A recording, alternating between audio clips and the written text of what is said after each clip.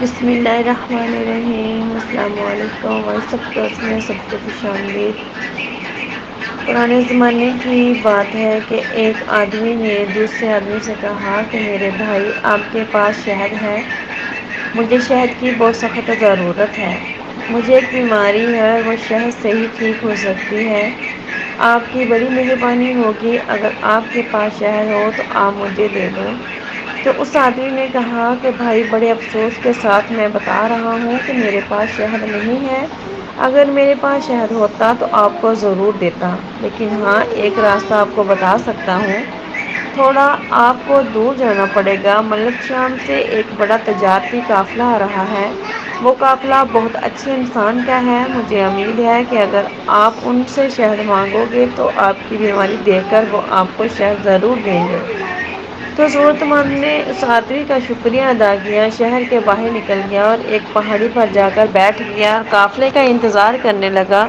تھوڑی دیر کے بعد ایک قافلہ آتا ہوا نظر آیا تو وہ قافلے کی طرف دوڑا اور تیزی سے قافلے کے نزدیک جا پہنچا اور اس قافلے کے لوگوں سے اس قافلے کے سردار اور ایک امیر کے بارے میں پوچھنے لگا۔ تو لوگوں نے ایک روشن چہرے والا انسان کی طرف اشارہ کیا کہ وہ ہمارا امیر ہے۔ وہ ضرورت مند اور بیمار امیر کی خدمت میں حاضر ہوا اور کہنے لگا، حضرت، مجھے ایک بیماری ہے اور اس کے علاج کے لیے مجھے تھوڑا سا شہد کی ضرورت ہے۔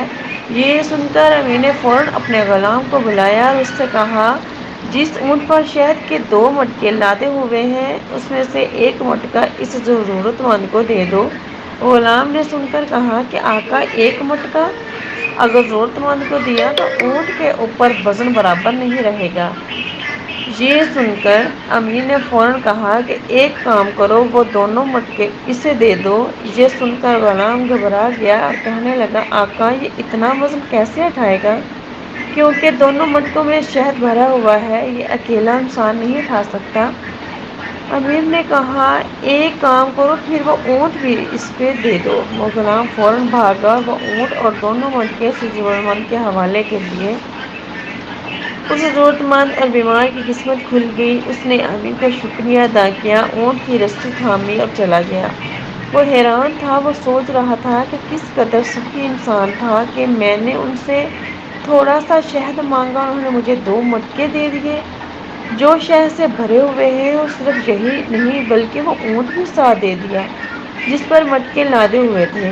آدمی ادھر غلام آقا کی خدمت میں حاضر ہوا تو آقا نے غلام سے پوچھا کہ میں نے تم سے کہا کہ اسے 1 مٹکا دے دو تو تم نہیں گئے، میں نے پھر دوسرا مٹکا دینے کے لیے کہا تو پھر بھی تم نہیں گئے، جب میں نے تم سے کہا کہ اونٹ بھی اسے دے دو تو تم بھاگتے ہوئے گئے، اس کی کیا وجہ ہے؟ غلام نے جواب دیا، میرے آقا، جب میں نے آپ سے کہا کہ 1 مٹکا دینے سے وزن برابر نہیں رہے گا تو آپ نے دوسرا مٹکا دینے کا بھی حکم دے دیا۔ جب میں نے آپ سے کہا کہ یہ 2 مٹکے کیسے اٹھائے گا، وزن بہت زیادہ ہے، تو آپ نے اونٹ دینے کا بھی حکم دے دیا۔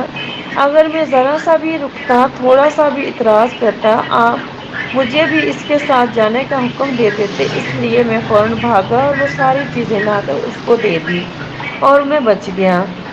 اس پر آقا نے کہا، اگر تم چلے جاتے تو غلامی سے آزاد ہو جاتے، یہ تو اچھا ہوتا۔ تو غلام نے جواب دیا، میرے آقا، میں آزادی نہیں چاہتا، اس لیے کہ مجھے جیسے سینکڑوں غلام آپ کو مل جائیں گے لیکن مجھے آپ جیسا مالک نہیں ملے گا۔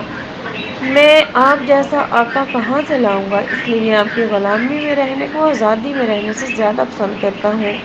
تو میرے عزیز بھائیوں، کیا آپ کو معلوم ہے کہ وہ مالک کون تھا؟ وہ آقا ہمارے پیارے نبی صلی اللہ علیہ وآلہ وسلم کی تربیت یافتہ صحابی اور تیسرے خلیفہ حضرت عثمان غنی رضی اللہ تعالیٰ عنہ تھے۔ سبحان اللہ۔